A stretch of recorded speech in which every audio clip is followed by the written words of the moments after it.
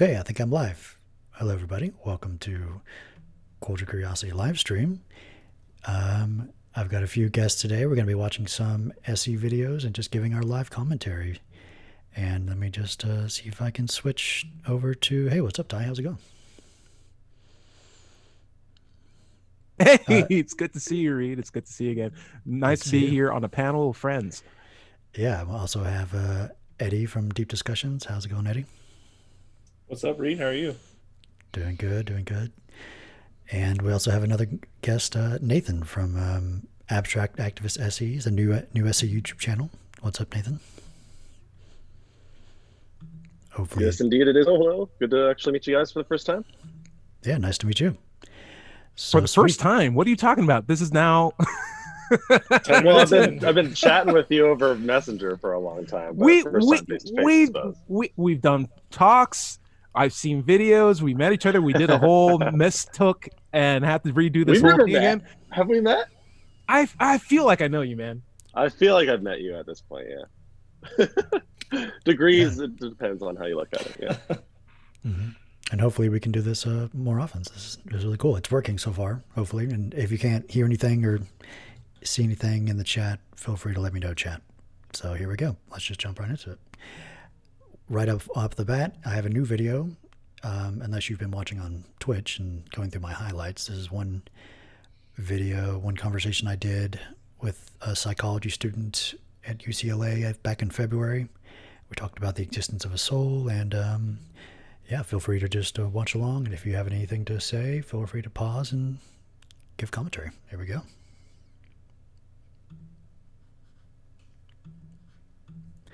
And here we go. Refresh. There we go. Actually, never mind. No, that's fake. That's fake. Because if someone told me they saw a spirit, then I'd be like, oh, interesting. So that's not true. I take that back. So stories are not going to work for you nope, to shift the other way? Yep. What would do it? I totally lied. Okay, facts. Facts. That will get me, yes. Okay, facts. Facts. Reed, sorry about that. I was wondering, did you want to set the scene a little bit? Like this is again at UCLA, and are you having really good success there? It seems like you're having really great success, and people are really vibing with that spot. Yeah, I love that spot. I started going out there in January. I went out there once in like December just to test it out, and no one has told me to stop or go away. So it seems to be okay so far. And I've just been adding more things, more experimentation. I added a fourth camera, and you'll be able to see that here pretty soon. And it's been working out really great. Insane. Okay, awesome, great. Yeah. That will get me, yes. Maybe something related to psychology. What's like? Yeah. What's some type of belief or claim psychology says is the case that most people don't believe or disagree with? And I think Dolly Juggling Lessons is in the chat, so that's a cameo. Yeah, Dolly. Yeah. Good build, man. I didn't know. A big one that they talk about is like, is the soul the same thing as the mind? It's like, is the mind connected to the soul, or is the soul and the spirit the same thing, or are they different things? There's different, what's it called? She looks There's just like different my sister. philosophers for each perspective, and so I've seen evidence for both sides. We could talk about that, just the existence of a soul. Okay. Want to do that for a few minutes? Yeah. That's a fun one. Cool. Okay. I like to put the question here. Okay. And then how long you want to chat for that? About that for 5-10 minutes? Ideally, like at least 5 is fine. Yeah, I'm not a big talker, to be honest. You just seemed fun to talk to, so well, thank you. I came up. Appreciate it. So, that's nice. What is a soul? Gotta take the compliment. I think it's hard to distinguish the difference between a soul and a spirit, or a soul and I feel like it's something within, something like inside of you. Not like a ghost or not like a spirit, but something that everybody has individually. And I don't think it's connected to the mind. it's not connected to the physical brain. Yeah. Is that what I'm hearing you say? I think they're two separate things. Like they're two distinct. Like there's a soul and a mind, in my opinion. Soul and the mind. Yes. What is the mind the physical brain or something different? Nope. The No, mind is different than the brain. Okay. So there's a soul, spirit, mind. Yep. None of these are physical. Except for the brain. The brain's The physical. brain's physical. Yes. What's the difference between the mind and a spirit or a soul? I think the mind I think she said the soul and the spirit were different things, but I think I forgot at that point. is more with Yeah. your head, and the soul is more in your heart. But I know the difference between the brain and the mind is that I'm sorry, was your explanation that the soul's more in your heart, the mind's more in your brain? Or did I get that right? I think that's right. I think that's what she was saying, yeah. the brain, like I was saying, is physical. So that's like the neurons, the forebrain, the cortex, and all that stuff. But the mind itself is related to the brain, but it's more like theological, I guess. Like what goes on in your mind, like what are you thinking, your thoughts. It's more in depth rather than just the parts of the brain, or kind of like how everything functions and works, if that makes sense. Okay, is this accurate for now? And soul is like a spirit. It's not physical. It's like more in the heart. Yeah. Let me rewind that. That's pretty accurate so far. Mm-hmm. Feel free to revise or change anything. For now, and soul is like a spirit. It's not physical. It's like more in the heart. So I try to, like, if a word is ambiguous, I like to use my little white Post-it notes to put a definition up there for people to just see, and we can replace the actual word with the definition before I get to the confidence. That's been working out pretty well. Heart. Yeah. That's pretty accurate so far. Mm-hmm. Feel free to revise or change anything. If your confidence is absolutely yes, something not physical in the heart that's like a spirit exists, or absolutely no, that does not exist for humans, where would you put your current confidence about that? Like a 6. Like a You can move yours to whatever. Okay, cool. I'm gonna do right there. Like about there? Like I'm kind of sure, but not quite. Okay. Would it matter to you if this turned out? I tend to find, like, you know, when I'm dealing with a topic that's like, thanks for bringing it up, but it also doesn't sound like you're putting a lot of weight into this. One, they speak to like really short conversations. Go back for a second. You're cutting out on my end. My Go bad. back like How's 20 this? seconds. Yeah. Go back. Okay, so I was saying, like, whenever they throw out a topic like this that's like, I'm like 55%, I feel like it's more of like I'm just sort of testing the waters in a sense before I get into a more compelling belief, if there's time for that or something like that. Do you ever feel the same way when you're given somewhat of a non-committal position? Yeah, it's strange with like the soul thing, because that's usually something people are very strongly confident about, because it's tied to either a religious belief or something like that, which people are strongly believe in. So it's this is a different confidence level for this type of claim. Turned out not to be true? Nope, I don't care You don't care? at all. Like, what is it? What's it for? It's just fun things that I like to learn in psychology. Okay. It's just personal interest. Like I'm not physically invested. I'm not.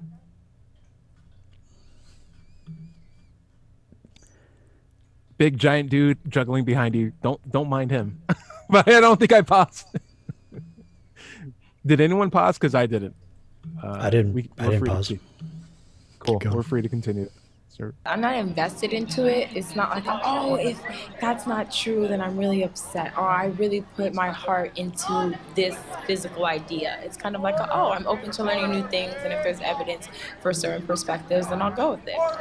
If you would find certain evidence. Yeah. What's Or if something I you hear could, certain evidence. what's something hypothetically you could see that would shift you the other way, even slightly? Just confirmation question.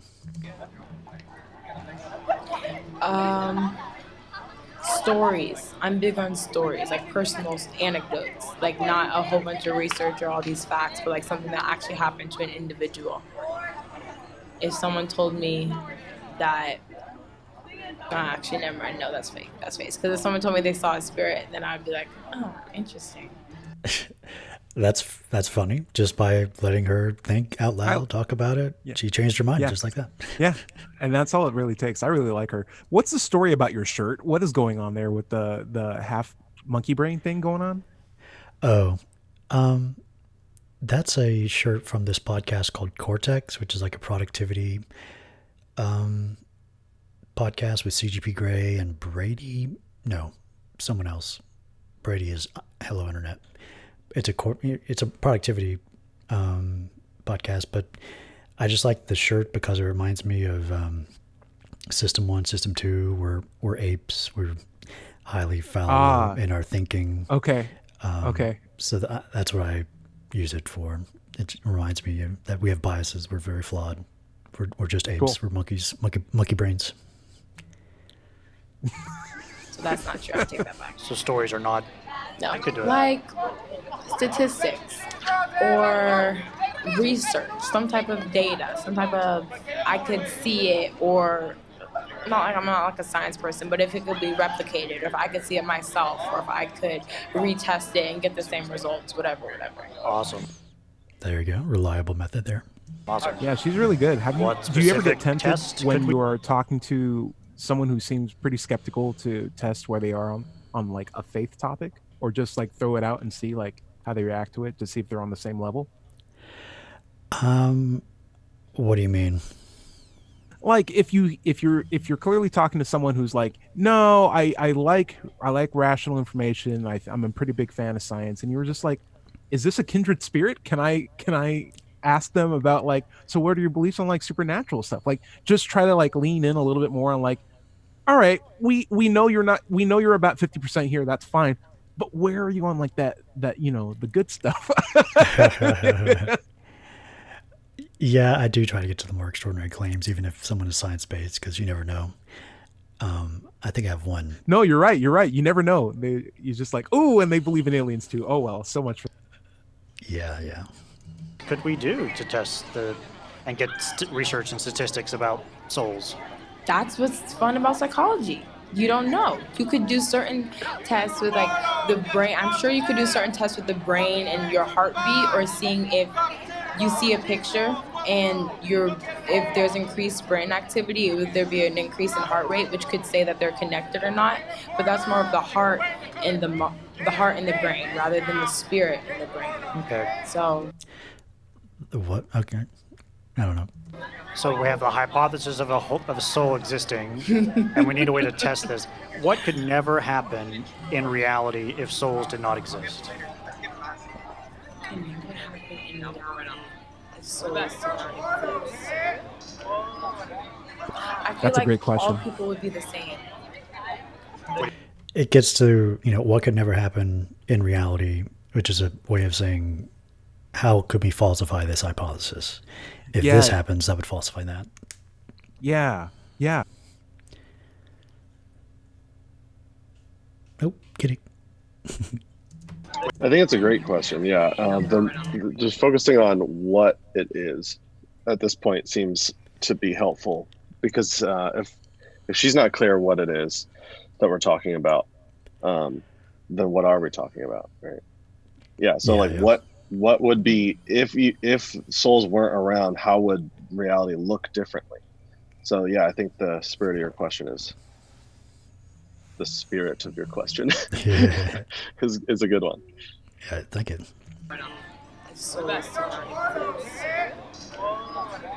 I feel like all people would be the same. What do you mean? I don't know. I feel like the soul is a part of your identity. Like each person. I highlighted identity there because whenever I hear any words related to core psychological things, it makes me more aware of what's going on underneath. I also partially forgot, what was her definition of soul again? I forgot as well. I think it's like something not physical in the heart, like a spirit type thing. Oh, But also a part of your identity. Okay. All yeah. right. Now It she's seems to me revising it like a the bit. definition sounds like it's probably more about what it isn't rather than what it is. So she's saying things like it isn't Yeah. the mind, but Oh. not really defining what it positively is, which would be a Yeah. different thing. And that could go on and on. And this is probably one of those types of talks where just talking about what it is and being clear with what it is could move the number. Because I the like more that. we speak out loud about what, sometimes we go over what really quick as SE people because we're trying to get to why and how real quick. But sometimes just like, what? What is it again? I don't know if I understand that. Let's say what it is again over and over until we realize there's nothing there, and then that could be another way to do it too. But I love the line of questioning here. It's really good. It would be the same. What do you mean? I don't know. I feel like the soul is a part of your identity. Like each person has a soul, but if each person's soul is different. So if each person didn't have a soul, then I feel like everybody would be the same. Or they wouldn't have a personality. They wouldn't have what makes them unique to them. If that makes sense. The soul is related to your identity, your personality, who people are as people. Because not everyone has the same soul. Actually, never mind. No, that's fake. Oh, dear. That's fake. Because if someone told me they saw a spirit, then I'd be like, I think someone refreshed. So if it turned out that didn't, We'll fix that. everybody would be the same. Or they wouldn't have a personality. They wouldn't have what makes them unique to them. If that makes sense. the soul is related to your identity, your personality, who people are as people. Because not everyone has the same soul. Okay. Can we make sense of people's identities and personalities without this concept of a soul? Yes. Okay. So if it turned out that it did not exist, we'd be able to make sense of stuff like It identity? would just be harder, yeah. I feel like it's a piece of your identity. Not like, oh, the whole entire thing, but I feel like it does play a part. Like, I feel like everyone has a soul, but not everyone has the same soul. So it doesn't seem like when I say the word "make sense," it relates to the psychological need for attribution, like that same thing, attribution, making sense. So Yeah. it doesn't seem to be meeting that need for her, making sense of personality and that type of thing. So, and she's not very confident about it. So Yeah, it's also very tangential, but when she says, I think everyone has a soul, but not everyone has the same soul, does that mean she thinks some people have the same soul? And then what does that mean?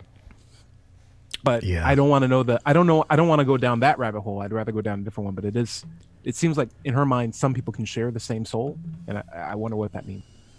yeah, Everyone has a different soul, which plays into their personality and their identity. So the soul influences It who just seems like they there's a lot are, of like rules here. personality. A small aspect, yes. Okay. Is this testable in any way? I don't know. It seems like a causal thing. Soul causes people to be different in some ways. I feel like there could be a test to do it. I don't have any. Okay. Because Well, I'll try to be here on Wednesdays, 12 to 4. Maybe in the meantime, think of She looks possible just tests. like sounds my good. sister. I I'll should get talk some to my video. I psychology should professor. show you a This picture. stuff interests her. She yeah, okay, cool. likes to talk about it. Yeah. So if I just pop an idea in her head, maybe we'll get the ball rolling with some good stuff. Amazing. Well, thank you, Jay. Yeah. Any questions for me? No, How's the talk? it was good. It was kind of hard actually. You asked some hard questions I didn't really know how to answer, Okay. but I feel like it made me think about things that I wouldn't have thought of before. Amazing. It made me kind of expand my perspective and not just give answers, but kind of like think why I think the way I do, or kind of like certain answers to back up my reasoning, and not just this is what I think, end of story, but kind of expanding upon that. That's what it's all about. Well, thank you. Love that feedback. Thank you so much. I'd like to give one of these little puzzle pieces as a gift. Oh, thank And if you. you come back, you can get another one. Okay, thank you. You don't want one? No, I will. No, I'll take it. Yeah. Just one piece. Yeah. Okay. And then you can come back and get another and do another talk. I thought she said no, I'm good, but I don't. Maybe she said something else, but whatever. I think I'm up. Okay. Sweet. Thank you. Thank you. That was so good. Cool.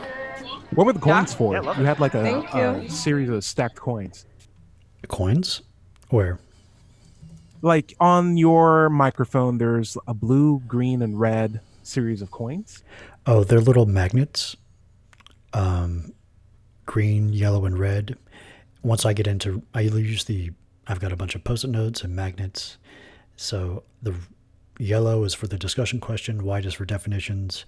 Green is for pro reasons. Cool. Red is for con reasons. And then I can use the little magnets. The green ones have check marks. The yellow ones have question marks. The red ones have X's on it. So we can this reason is true. This reason I'm not sure about, or this reason is false. We can use the magnets to track that. Let me also ask this: how hard is it to get people to sit with you in UCLA? Is it typically as much of a struggle as, say, like Politicon or at CPAC, or is it much easier? It's a little harder. Every time I've gone out since like February, I think I've been streaming it on Twitch, and you can see it takes maybe up to 30 minutes, maybe more, to get someone to sit down. But I'm usually out there for 4 hours. Dolly can, in juggling lessons in the chat, can let you know about that as well. Didn't do another talk. I think I'm up. Okay. Sweet. Thank you. Thank you. That was so good. Cool. Yeah. Yeah, love it. Thank you. And if you want a card as well, feel free. We were on Twitch. You can check out the clip later if you want. Dolly is like the scariest On Twitch, looking yeah, on my dude profile on until you Twitch. see the braid beard, and then you're like, There you oh, go. this guy's cool. Thank you. Thanks, you too. See ya. Amazing. So there you go. Eddie, were you watching? Any feedback? Yeah, okay, so I was trying to give some feedback and then I realized I was muted. Oh, sorry. Can you guys hear me? Yeah. I was like, I kind of sort of interrupted Ty, then so I was like, oh, okay, I'd let him talk, and then I realized, oh, they can't hear me. So, but yeah. So one of the things I noticed when you were asking if we could explain someone's identity without using a soul, and she said it would be harder. And so to me, the reflection of that is explaining it by a soul would be easier. And so maybe talking about whether something's easier or harder, how does that relate to whether or not it's the actual explanation? Oh, yeah. I mean, I think it belongs in. I'll go for it, Nathan. I did. Hang on, you're cutting out for me. What'd you say, Ty? I was saying like more of like if I don't know if souls exist, and she's like at a more or less at a I don't know, and she recognizes that there's limitations like with regard to like determining that objectively, but there's still some small comfort in her thinking that it's true, though she recognizes that there's no certifiable way to test it. She's like maybe just 1 or 2 steps away from where I'm at anyway, and I'm fine more or less at that. Doesn't seem like she'd be compelled to act on the belief in any harmful way. I'd just see if there was something more interesting, or just have that nice little pleasant talk and see if we can find some terms and move on. Yeah, yep. So I'm basically. I also yeah, go ahead. Sorry. I also have an interesting question to ask someone who believes in the soul, and this is something that I've asked myself years ago, and it was like a kind of like a light bulb moment. A lot of the times people believe in the soul or spirit because it relates to an afterlife. And so people believe that once your body dies, your soul continues. And so there's this relationship between the body and the soul. And a lot of the times they attribute what a soul is to like thinking and your personality. And so one of the questions I would ask is if a professional UFC fighter came behind you and choked you out, cut the blood off from your brain, what would happen? And Eddie, probably, yeah, sorry, go ahead. No, Eddie, you got the best analogies. Keep going. I'm sorry, I'm listening. So if what would happen, and they probably would realize, yeah, I would lose consciousness, and then I would just ask, why would you lose consciousness? Because if our consciousness is attributed to this thing called a soul, why does it need blood? Why does it being shut off in a way that we would expect a brain to function? So are you just trying to like show them that there's a connection between the body and what they're perceiving as a soul, so they really can't be 2 separate things? There's clearly a connection there. Yeah, either it doesn't exist or there's a connection there that we don't necessarily realize. Is there a nicer way of saying it than John Jones jumps out of a corner and chokes you unconscious? What do you think will happen to you then? It's like, I think I'd be suing somebody. Yeah, I mean, you probably set up the scenario in which it's like something like if you Like a dental thing. Like what if like someone puts, the mask on and counted back to 3 and you're Yeah, out like and if you wake up and the surgery's over. right, if you're in surgery and someone puts you out, is it like being in a dark room and you're just thinking, but not able to function and use your body, or is it Yeah. you actually lose consciousness?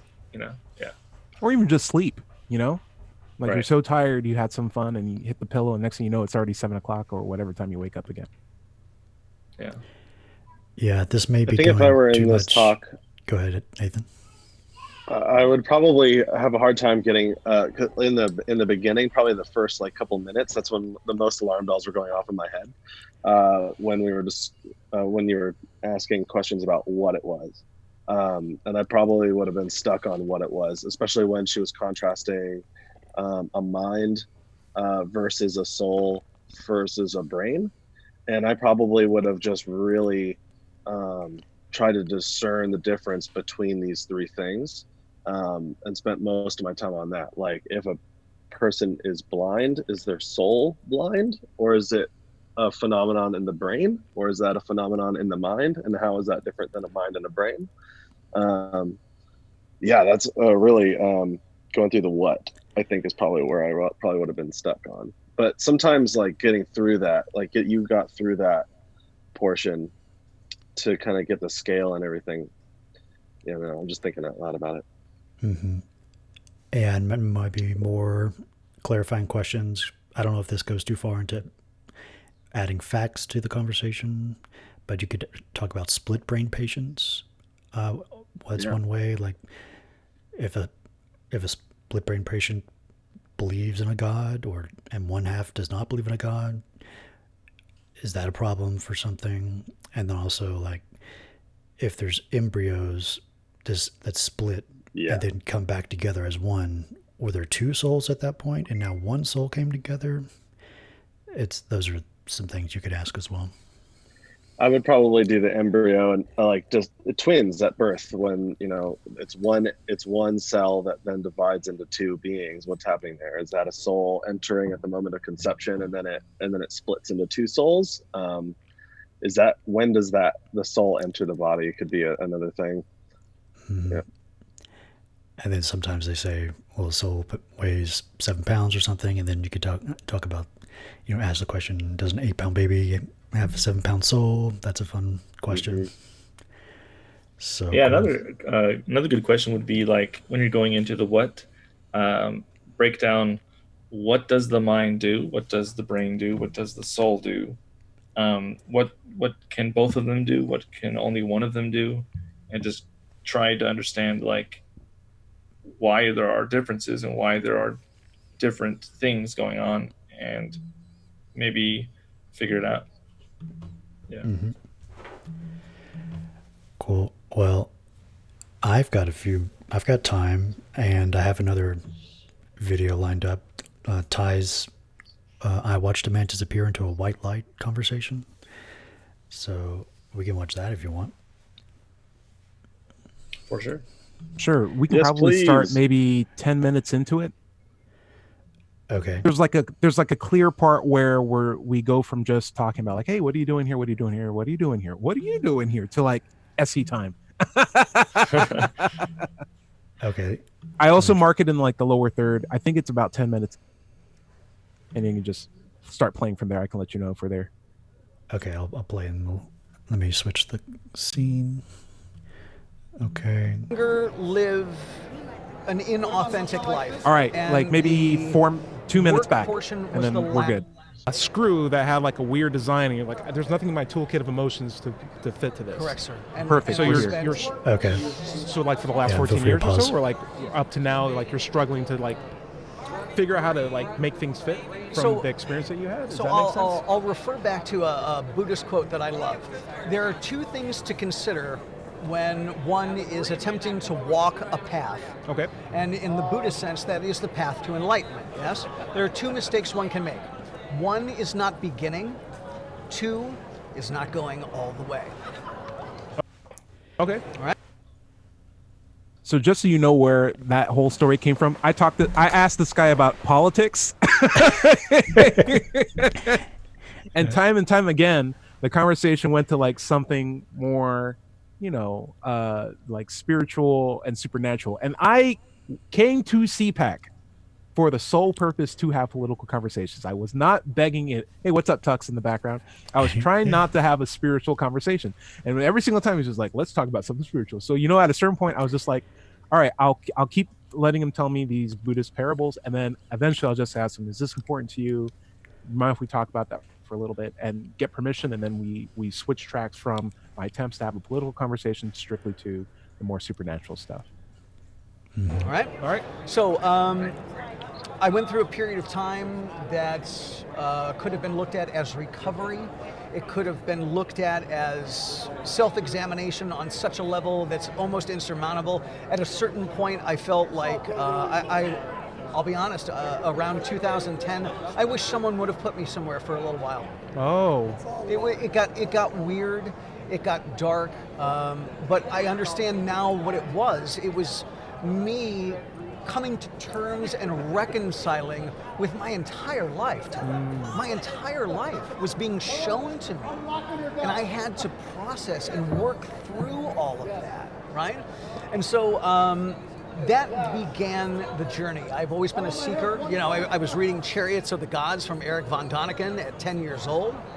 Just so that we stay on track. Yes, sir. 2 weeks ago, you weren't political. Correct. This is quite the journey that you've gone up to here. Correct, sir. But now you're here. I am here, sir. What got you here? I decided, and thank you for keeping me on track, by the way. You're fine. I could no longer live an inauthentic life, and the work portion was the last part. Okay. And so I began to look for jobs. I was looking for jobs with conservative companies. Oh. Is this the guy who went to Jesse Lee Peterson's group in LA? I think so. Correct. I wasn't really even thinking about getting into politics, but strangely enough, I've been studying geopolitics. One of these days, I'm going to have to and figure out who geofinance Jesse for Lee 15 Peterson is. years, But and I'll I feel probably like do I that on know my deathbed. more about both of those things and the intersection. Inundated on every medicine in the book. Personality of it than almost It anyone also I sounds know. like you have a bunch of principles with regard to fiscal responsibility that resonates well with the party. Have you found like the religious outlook like is very much more flat note in the conservative side? Did you find a space for your religious beliefs to fit and coalesce within this as well? I don't. I went to a private Baptist high school when I was 14 years old. So you know the stories. Yes, I do. You know the stories. Yes, I know the stories, and I have found, for simplicity's sake, Ty, that God simply is, and I simply am. All right. And Deep. and I don't. Sorry, I've go had. ahead. We're both pausing. So again, I asked the question more of like, hey, so it seems like you have this very non-traditional religion as far as like conservatism at CPAC is concerned. Have you found any like, struggles trying to like ingratiate yourself here while everyone else is very much a very particular brand of monotheism? And that was more of like a softball pitch to like get us away from spiritualism, more back into the politics side, because I would transition from there back to other policies that you think your perspective offers. And he goes straight into, well, let's talk about the Bible. Let's talk about how I was raised in this school. Let's talk. And I was just like, okay, I guess this religious thing is actually happening.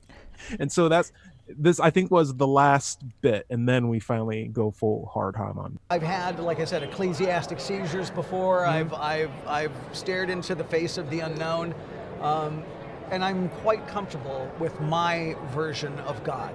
You're comfortable with your version of God. Yes, sir. Yes, and it's somewhere. I tell people that I am a Christian with a mild case of Tourette's syndrome. I want to say that. Do you mind if can I talk about that God a little bit? Oh, please. It's one of my favorite topics. Really? Oh, Okay. I could talk. I don't know what that means, but okay. Oh, that means start. That's start. So it's like you put on like a key and you twist it. Oh. Okay. So it starts. Yeah. About God all day. What else is there? I sir? won't take your time, No, not at all. but I am generally trying to understand Please. more about this. Please. Please know that I'm not challenging on whether or not that God is true or not. That is not the point of this conversation. Not at all. I want to know more about like the method that you're using to build a relationship, or know that God is true. Do you understand what I'm saying? I think so. Will you expound a little more, please? Yeah, so I like to think of it as like if I flip a coin and I caught it and I put it on the back of my hand, yeah? It's like, Gotta have good audio. this coin might be heads up, right?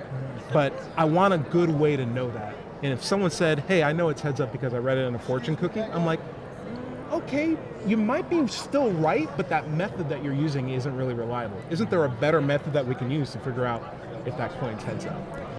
The word reliable, maybe we should not use reliable and just say what we mean by reliable. Okay. Give me some ideas after this, because I'd be interested. Okay. Yeah, because I'm open to switching anything up. Yeah. Right? So it's not even a question of like if the coin is heads up or not. It's more of like, do we have a reliable way to get to that conclusion? Does that make sense? Yeah, it does. You know, I tend to. Because I'll talk about it later. Can we play with this thing? I tend to. Reed, I tend really to like your avoid- slider things a lot. I was considering making some of my own. I was thinking of like straight, like a line, like a gradient sort of a thing, and maybe like a neutral face, and then like a sad face, and then a happy face on the other side. Can you see it in your head? Sad face and then a happy Yeah, face? like not saying no, but just like I'm not on this, or I am for this totally, and then neutral is just like right in the middle. Like, Well, you I see can what be- I mean by that? I could be very happy something's false or very sad that something is true. It's more of like how much do you back it, like, or do you think the smiling faces add more baggage than gradient that's black and white? Probably. Maybe you could have like emoji like I don't know in the middle, and then like Okay, yeah. and then a thumbs up at the end or a thumbs Yeah, down. At the or when bottom. thumbs up on one side, thumbs down on the other side, and the other one's just like, Yeah, it's like okay. okay. Yeah, I made them out of the you know those signs that say, you know, be back in an hour or like or what does it say? I forgot what it says. You know, Yeah, the like blue- we'll open at this time or something like that. Yeah, we're like closed. We'll be back at this time. That's that sign. I just cut it in half. I got two signs. Cut it in half. Cool. Getting down into a particular dogma. I Yeah. tend to avoid You seem that. to be beyond that. So I think this is actually going to be a fun conversation. Yeah, And if we want to eject anytime, that's all good with me. Yeah? Nah, son, I'll go as deep as you want. Man, I think I'm going to like you a lot. So actually, you're already cool. Yes, sir. If we said this Love was hearing like, that. I'm absolutely sure God doesn't exist, or that God doesn't exist, and I'm absolutely sure this God. Why do you flip it? Like to the right is What do you mean? positive for me. To the left is Black is false. awesome. What are you talking about? What? Anyway, All right, let's keep playing. God does exist, and we said this is the limit. Yes, sir. And it's not necessarily a virtue statement because I know you do believe in it. I'm just saying, like, is there room for you to continue to grow? Is there room for questions? That would be like less than 100%. Where would you be on this? And you can use that. I would say. Hey, that's not bad. That's not bad. You're not closed on the position. I'm just making sure, like, I'm closed-minded. There's no way I can be wrong.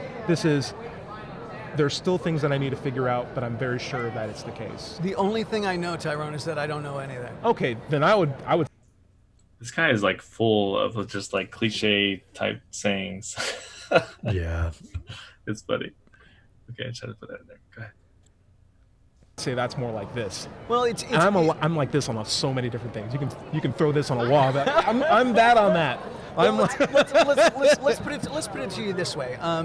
Jesse Lee Peterson, I saw you did a sit down with him. Yeah, it was a really good talk. I was in a position about a year and a half ago where I had run into a wall on several things. I had been done with living in Southern California.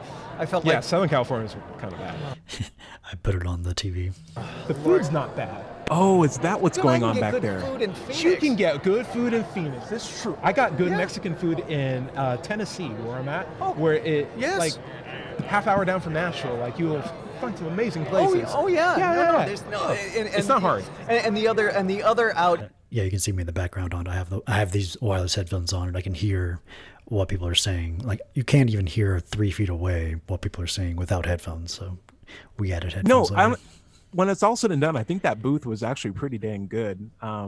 We got really good traffic, and I felt that there was a sense of privacy even when you're like sitting down in front of the person talking. It was good stuff. Yeah. Out is, but the weather's so good. There's good weather anywhere. Yes, sir, there is. Right, but you know, Sorry for interrupting. no, not at all. So I mentioned that I attend Jesse Lee's Bond Men's Group, Nice. which Cool. meets in Mid-City, Los Angeles, the first Thursday of every Are month. you aware of this group? It Reed? is I have not heard of that. Might want to just go check it out, just to, anthropological expedition. Right.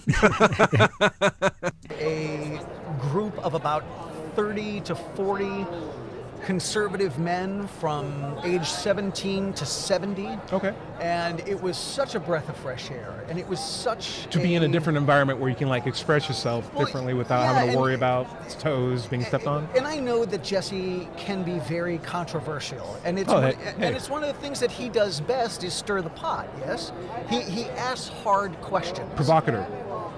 I don't necessarily I haven't bought the T-shirt, right? I didn't join the fan club. I didn't sign up for the email list, but I felt after being such a stranger in Los Angeles that a group of conservative men coming together and talking about masculine issues, talking about having a relationship with a living God. I found that it's an experience being part of a community. Is that what made you, is that the method that you're using to become more than 50 to more certain? I find Yeah. that the more I get out of my own way and let God drive, the better my life becomes. Yes? Because my will is based on the ego and the tape recordings of my life experiences. Oh, whoa. This is like a Wait, what? Let me rewind that. catch-22. It's like, It's if you choose, nothing. It's what? It's what I'm waiting for is to find something that he's willing to not necessarily defend, but respond to the gentle challenge of like, is this actually the thing that you're using to become so confident that you're Go God's back. true? You cut out a second. Go back 10 seconds. Oh, I'm sorry. Oh, my buddy's right. Aw. So I was saying like I'm testing the waters to see what he's willing to. Is my audio still cutting out? You're good. I'm testing the waters to see what he's willing to actually defend or like willing to like talk about. Because every single time I'm like, and is this the reason why you find you're so confident? He'll ditch that and go on to a completely different story. And we're just slowly cascading down a thin veneer until we find something that he's willing to defend. And I think he just needs time to think through his options, and that's what we're going through right now. So a lot of these stories don't necessarily make complete sense. So a lot of these what? A lot of these stories don't make complete sense. They're just sort of like things he's saying until you find something that he's willing to be like, actually, screw all that other stuff. This is the reason why I'm confident. And it takes a while for us to get there. It sounds like it's extra credit rapport building time. Yeah. I don't know. I don't want to get too much in the weeds here, but I'm wondering, like, would you mind telling me, because I'm still looking for this answer, like, what's the most reliable way that you are using to know that that the God that you live with and have a relationship with exists and is actually the case? Silence. Silence. I've never heard silence before. I've never heard silence before. As a method. Silence. What do you mean by silence? I am Not the argument from silence. Reed, I'll let you do the control, but I would say, like, at this point, I'm actually genuinely interested in what's going to be said next. I know, Genuinely like, interested. I have, What? well, like, I have the philosophy where if I'm given a good reason to believe in God, I'm happy to ditch atheism entirely. While I'm not immediately compelled to think that this will be a good reason, it's at least a new reason. And because of this, I'm like, oh man, I've never heard this before. We might go into some really interesting territory. I don't think I have any sort of like, statements or optimal routes that I can go through from this. This is like brand new ground. I'm really excited. I hope what you're going to bring to the table is going to be really substantial. Like, I'm really, really invested now. Oh yeah, I get it. Yeah. Prayer is you asking God for things. Sitting in silence is demonstrating the patience to listen for the answers. Okay. Okay? Keep going. Keep going. That makes Would this also work with an 8-ball? a lot of sense. I'm listening to You know, I'm not a Buddhist. I'm not anything. I hear what you're saying. I'm just me. this. Silence and acceptance, or you're opening up yourself. What happens then? I find clarity there. I find that at the end of the day, a sort of self-reliance, that it's silence is the closest I can come to connection, right? Is it possible to be silent and still get that same clarity without a God belief? Oh, yeah. No, that's the wonderful part about having a meditative practice or being involved in Buddhism. I get a lot out of meditation. God doesn't enter into it, sir. The only thing that Buddhism is a set of rules or suggestions for you to deal with being in this 3D reality. So as for you, God is like sort of like a label that you're putting onto this self-fulfillment that you get when you just step out of your own way. God's the reason I'm here. As in, like, did what I say make any sense, or is what you're saying the version of God? Like, is God like a standard of emotion? By the way, that's a great way to get someone who avoids a question to go back to the original question without saying like, "Oh, I asked you a question first." It's more of like, "But did what I say make sense?" Because you're putting the burden on them to either admit that it didn't make sense, which they don't want to do if they're really confident, or say that they did make sense, which puts the onus on them to explain what you had meant, which gets the focus back on the original question. Just small little things like that. Mm-hmm. Emotions that you feel and clarity that you receive when you stop letting your ego inhibit your own progress. Or is God more of an agent, like a person, building blocks together? I think that What is this God that we're talking about? Hope that's a fair question. it is. I often use the analogy that God, if you look at it from, let's say, a filmmaking standpoint, Okay. God is the executive producer. Okay. You are the director, Okay. right? He gives you the As someone who makes videos like for a living, is that an accurate analogy? Like, is the executive producer no one's boss or everyone's boss, or how's that work? The executive producer is the person usually who just provides, the finances in exchange for an executive producer credit at the end. It's people, if you don't have money, you're not going to make the movie, so they get a special credit. Sure. Okay. So I guess he means like God is the thing making everything possible to happen, and the director is like the person in charge of the movie. I'm so like confused creativity. right now. It's I kind of see where he's going, but yeah. the funds, he gets you the crew, he gets you the story. So your God made the universe. To the best of my knowledge, sir. Okay. So To he's the best of my, God, regardless of the gender, name, or whatever, is the creator of the universe. We're getting a bit more into familiar territory, but a much more causal God, which is easier to talk about. Yes, and I believe the older I get, the more I believe that you are given a life purpose, right? And you can choose to embrace it or reject it. But at the end of the day, Ty, all roads lead to God. God is the destination. You just don't know that you're on the journey to it.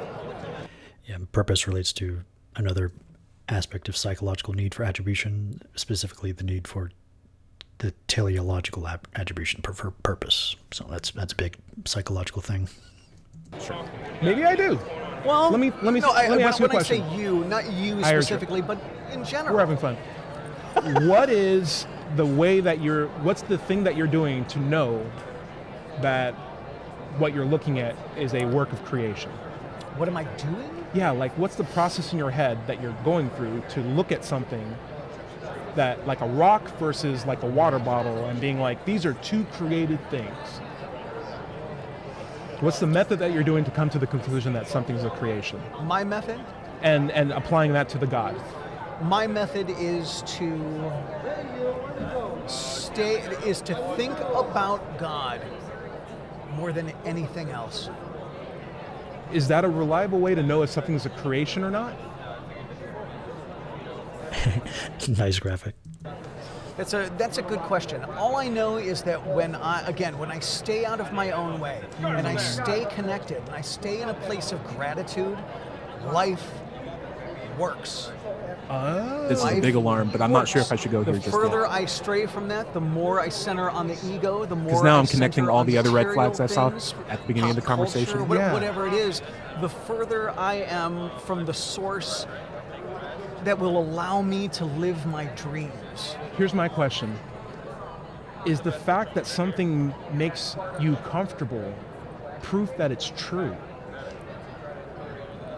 No. Is the fact Proof is a strong word, but yeah, I get what you're saying.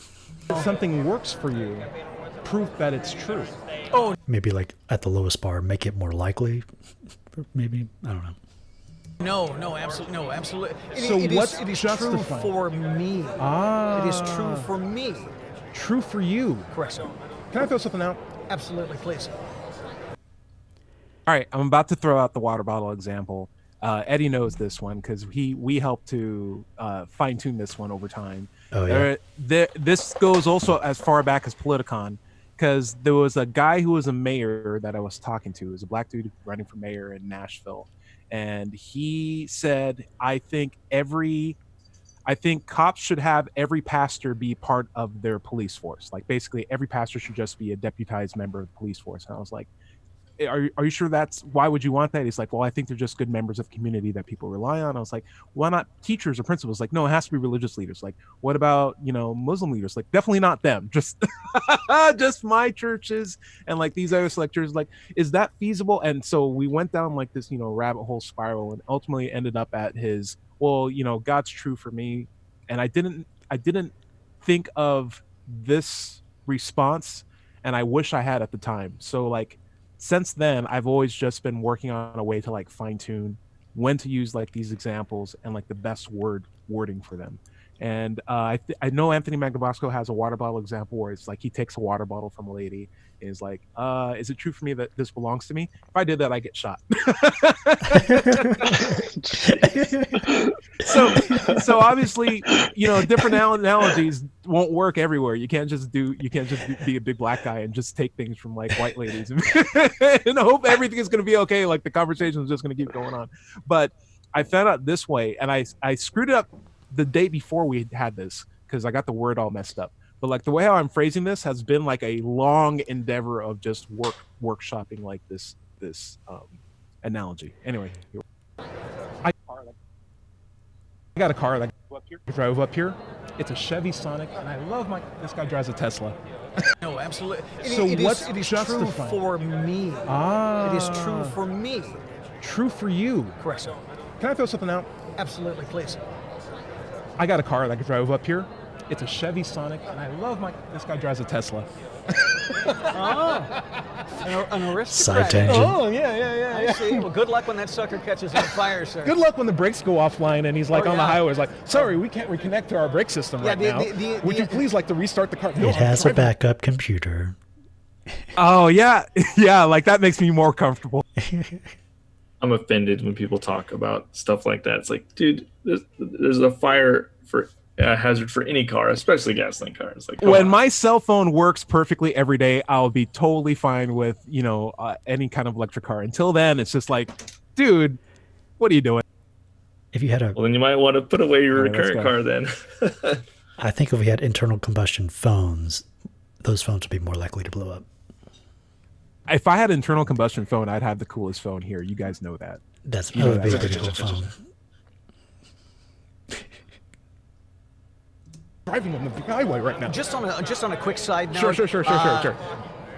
anyone who's seen a James Bond film should know that a self-driving car is a terrible We're gonna have to idea. SC. Oh my gosh, we can go down roads Right, here. the windows go up, the doors lock. Good morning, Mr. Bond. Oh yeah. Gas comes out of the right. China's checking in on you. Oh, we can go on so many different tangents here. But I drive a Chevy Sonic. It's a great car. It's very fuel efficient. Yes, sir. But it's a small car. It could be true for me that water and gasoline are the same thing. If it was true for me that water and gasoline were the same thing, how far would I be able to drive on a gas tank full of Aquafina? Nice. Is there any merit to something being true to me versus actually true? Well, what we're talking about, Tyrone, is attempting to know the unknowable. And when we face with something we don't know, why not just say we don't? Like, that's literally the basis of SC right there. Like, why not just say I don't know? Let's be the cheerleaders and encourage people to admit it when that is actually the best option and the most intellectually honest response. I don't know. I find solace in God. It makes you comfortable. Does that make that true though? For me. And are things that are true for me, can they also not be true for anybody else or true in actual reality? That is the wonderful. So I'm noticing the loop. You guys saw that, like that big loop. I don't want to keep going down that loop because that was also another thing from yesterday where it's like they just want you to exhaust yourself so that you walk away and they feel like they won. So when I do that full loop at least once and I realize I think you're just going to keep making me go around, I'll take one step out of that circle and be like, fundamentally, do you care if your beliefs are true? Like that's like my go-to at that point, and then see what the responses are there. And unfortunate part about this time and space that we're in is that we do have free will, and so I encourage you to believe whatever it is that you believe, as long as you are not doing harm to anyone else or yourself. Can someone with free will jump out of a 10-story building and have the free will to fly? How does free will relate to this? Cool. This is the most intense time ever. It's a defense mechanism at this point. Yeah, I think he's basically saying let's not talk about how it's true. Let's just talk about how everyone can think what they want. Yeah, let's talk about free will. Let's talk about something else. We're all in a machine or something like that. Anything else but that's corner that you got me in. I can see a lot of light in that sentiment, though I wonder, do you care if your beliefs are actually true or not? No. Oh. Well, all right. No. And I wish I had asked that sooner, but like whenever I was talking to Nathan about this, and maybe we can talk about it now. Like whenever I'm talking let's talk about it. When I'm talking with the stranger who's like emphatically doesn't care about if their beliefs are true, it's like, is it worthwhile to continue this, or is it a better demonstration of why they should care for me to at least just shut down the conversation at that point and be like, oh, okay, well then there's really no point going forward because you don't care, and like that ends it. And then let them think like, well, maybe I should have said I did care. Maybe that would have extended the conversation. Maybe that's concerning.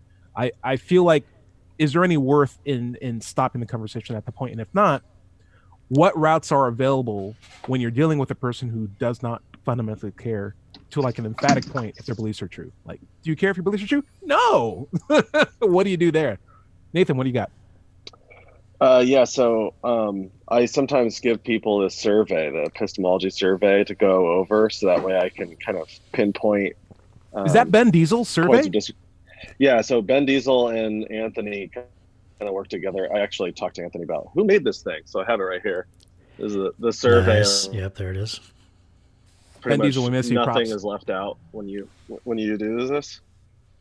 So number 11, believing something that is false feels just like believing something that is true. Sorry, that's a different one. Let's see. It's here we go. Number 15. Sorry, gotta get my numbers right. Number 15, believing something that is false is okay if it gives you comfort. And a lot of people agree to that. And after doing like 200 of these surveys, I found that's probably one of the hardest things to challenge. So many. Yeah, I've done a lot. Wow. And most of which I haven't posted because they're for training for me, so I can listen back and see better ways to talk about each one of these points. My favorite way to challenge that point is the outsider test for truth, rather than the outsider test for faith. Mhm. So if somebody else comes here, and usually it's best, I find that it's best if they pick an example of something that they think isn't true, that is a common belief that many people believe in, and have them pick something, because usually there's more emotional at stake there, because I'm appealing to values really here. Throw me an example. Like, would it have to be something as innocuous as like smoking, or could it be something more? The point is that they fundamental than pick that? the example, right? So I would pick astrology because I think astrology isn't true, and if it's not true, then people are appealing to something outside of themselves to dictate choices that they make, right? And I find that to be more problematic than if they just made up their own minds about the character of other people and, you know, what they should do with their day, right? If somebody came here and said, you know, well, it doesn't matter if it's not true because it makes me comfortable and that's all that matters to me, then that can be, how could you ever resolve your difference? Is there any way to resolve the difference? How would you do it? How would you resolve a difference with somebody who is not appealing to something that's true? Because to them, it doesn't matter. I feel like there's a step there that's crucial in that if someone believes that truth is subjective, they can say, well, they're both right.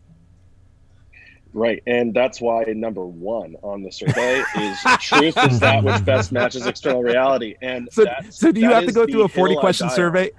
Are you recommending that when you get presented with this statement of, I don't care if my beliefs are true, pull out a 40-question survey out of your pocket and be like, okay, let's start at beginning. Well, we start with, so that's why I do the survey. If somebody disagrees to number one, truth is that which best matches external reality, then I have to figure out what they mean by truth, and whether or not the question, is that true? Does that have any value at all if truth is subjective? If somebody is trying to figure out something that's true, what are we asking from them? Did they assess the case correctly? So if truth isn't that which best matches external reality, then what is truth? And that's the hill I die on. And if I will, instead of dying on go that for it. hill, I think the interlocutor who was your best friend, who you did like a number of conversations with, he made a really good point that I think still has value in that. I think you already have so much of the fundamental human empathy and communication skills and like the sense of, I really do care, and I can talk to you, and I can come off as a person to someone who might be even very skeptical as someone who genuinely is trying to help them. I don't think you need the survey anymore. I think you've done it enough times where you can now consolidate what's good, what's not good, what saves you time, what doesn't save you time, and just be, for the most part, past that as like as a learning step. And now just, I can put away this paper between us and really just now have this heart to heart with you and still get to the same points. Yeah, I completely agree. I actually prefer not to use a survey because it's too formulaic, and it feels like, and I told this to Anthony when he came to visit me, it seems too much like I'm bringing something to the table, whereas the whole point is for me to bring myself to them. Exactly. So I try to avoid the survey unless my interlocutor is wanting like a deeper dive into a whole host of beliefs. Sure. And so the thing that I found, and also like with Abram, my most recent interlocutor, we're about to do our 5th interview, and he got to take home 2-hour-long interview, basically. Yeah, exactly. The 3rd one is a little mind-blowing, and I'm working on it right now. He's also in quarantine with me right now. Really? What's up, Abram? Yeah. So you might as well. Where else is he gonna run? Got him. He was in the middle of traveling when the coronavirus hit, so he needed a place to stay. So I was like, "Come on over," and he's been reading the book, How to Have Impossible Conversations, and he's doing the whole thing. But this paper, he took home, and he looked at each one, right? And it's not just the higher power belief that we challenged. It was like 8 or 12 different beliefs that we challenged. And so to me, that's the benefit of the survey is he gets to do homework Sure. and take it home. And then also just, it's more than just one belief that's being challenged there. So Cool. Can I chime in? Sure. Yeah, absolutely. Okay, so going back to your original question of what do you do with someone that admits that their beliefs they don't care if they're true or not. I feel like if you wrap it up and like, okay, well then this meeting or this interview doesn't really matter. That could definitely get them thinking, but also in a defensive way, because it's all about what you think. Like, okay, well, this guy doesn't necessarily think there's any value in the interview, which is true if truth doesn't really matter, but it's kind of like circled around around you. But I think the way I would do it is ask some clarifying questions of the problems that would arise if you actually don't think your beliefs are true, and then just let them marinate in that. And if the conversation ends after that, they can still think about it. But I would say if you end the conversation without presenting like the actual problems, would make it a little more like personal, if that makes sense. I hear you. I think there was only 3 times in my entire time where I've asked someone if you care if your beliefs are true, and I've gotten a no. And both the first 2 times prior to this were 2 people who were formerly alcoholics that deeply needed their belief in a God to stay sober. And at that point, I was like, yeah, I'm not going to challenge that. Like, I'm willing to back out of that, because it doesn't sound like, in a very, very small way, that doesn't sound like a confirmation that they're holding on to the belief because they think it's true. They're holding on to the belief because it gives their life stability. And I don't want to shake that. And I also think that's also a recognition of the fact that they also know that it's not absolutely true. And then on a other side note, I'm not out to cause harm to anybody. I do this for fun, and I want to feel good. And I think if I were to break down street epistemology into 3 rules for me, it's keep it positive. Like, that's like the number 1 rule for me, or maybe that's the number 2. I forgot how my slide presentation worked, but keep it a conversation, keep it positive, and let them do the thinking. So like, if I can't keep it positive and I have to challenge like their foundation to stay sober or mentally stable, that's not fun for me. It's not fun for them. So in this conversation, and I know we skipped ahead, so it's a shame for me to bring this up, but there are so many small little red flags of like, I needed this support group. I needed people to help me out here. I was in a really bad state. Everyone at my job was really terrible, and I didn't know It where was to in go a really in life. bad state. Yeah. And I was just like, what can we do to basically leave this conversation on a good positive note, to give them some thinking points? And I figured, like, it's gentle. Okay, you don't care if your beliefs are true. Let's end it right there. It's like, oh, you could see them balk, but again, I'll let them know like that.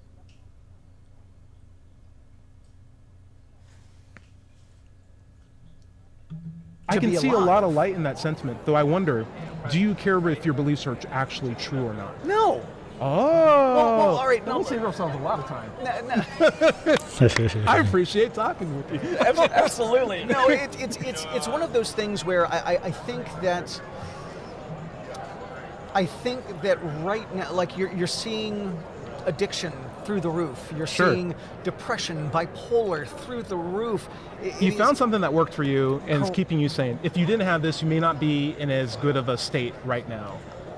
And I don't want you to think about that. No, you are absolutely I'm correct. not in a place to cause anyone harm in these kinds of conversations. Yeah. So like, if you found something that keeps you stable, I'm fine with that. Yeah. I generally try to just ask questions that make people consider if there's value in believing in true things, and if not, what's good means of getting to that position?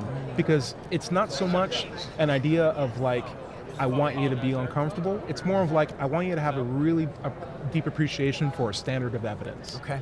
And that's totally fine. Yeah. Cool? Yeah. Brad, I really appreciate this talk. I hope Thank this you is so fun much. with you. I would love to come back and talk about Walk Away. Hell yeah! I'm so. Are you going to be here tomorrow? I'm going to be here tomorrow. I think we're going to be shutting down. We're already dismantling right now. But will you be here tomorrow? Was this the last one? I'd be happy I to will. talk with you. I will. Yeah, I could. Yeah. I could do this all day. I could too. And can I tell you how what thoughtful questions, Ty? You're extremely adept at this, because look, everybody needs to be called on their own BS, right? Like everybody needs a mirror. Nice. Everybody needs to be called on their own BS. Did you hear that? Yeah. Like, he knows. Like, I don't need to press the point. Held up to their face. It's an uncomfortable thing. No one likes to do self-examination, but I have found through my travels that self-examination is the key to a salvation in this 3D reality, because when you know yourself and you have ownership of yourself, it is something, sir, that can never be taken from you. I can see something. Never be taken from you. Know thyself. Yeah. Know thyself. And I'm on the path to help people figure that out too. Yeah? Thank you, sir. Let's do it. I'll see you tomorrow. Thank you. Social distancing. That was before. Black people have been doing elbow and fist bumps way before. I wonder who was the one dude who had the. I bet it was way more people that had it, but it's not big deal. Yeah, one person had it at least. Yeah. I have a really good example of someone who I asked, if you care about whether your beliefs are true or not, and it was like a really like pregnant pause, like 27 seconds or something like that. Dang. And then she came to the realization, it's probably not a priority right now. Not necessarily saying that she would like it to be that way. She's just expressing like an honest honesty that it really isn't something that's valuable to her right now. And I think the video was called "Can Christians Do Street Epistemology?" Because it also was a play on me. Like, I can envision myself being the Christian talking with another Christian about the Bible and all that stuff. So that's what it was titled, but within it has that great pause, and so it's towards the end. You guys can check it out. Cool, I found it. I'll put it in the chat. Yeah, I was saying we can watch that video next time. Yeah. So this chat's pretty much done. I had another one in the queue, unless you guys want to leave it here. Whatever you want to do. I gotta go. Yeah, I gotta go too. Cool.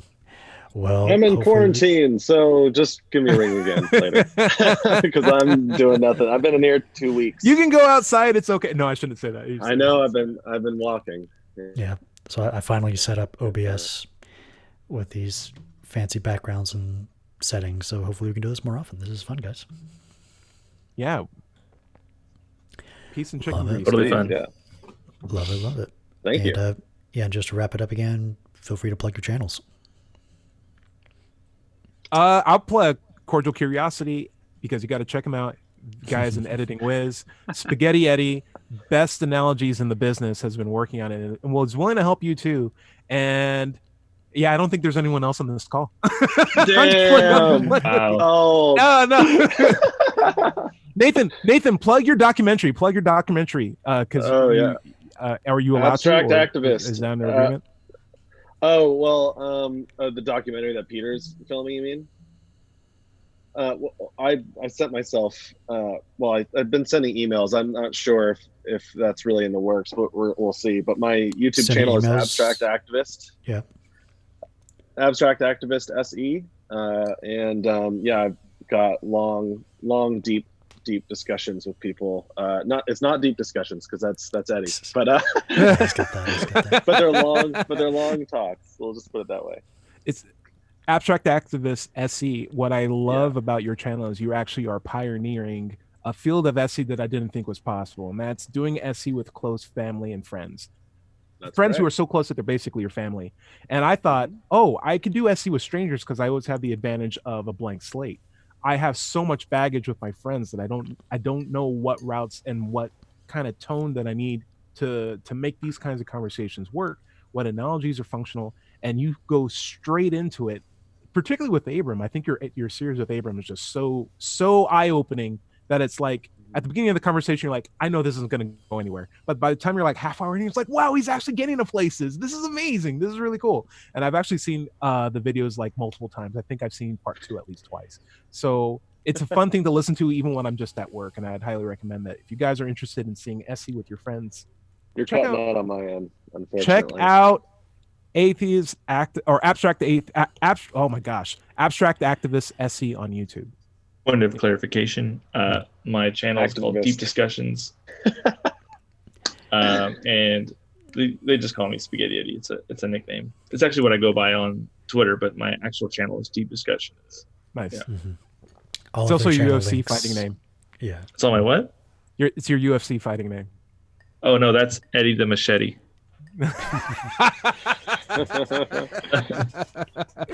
Nice. That's too good. I'm out. I can't. I have to.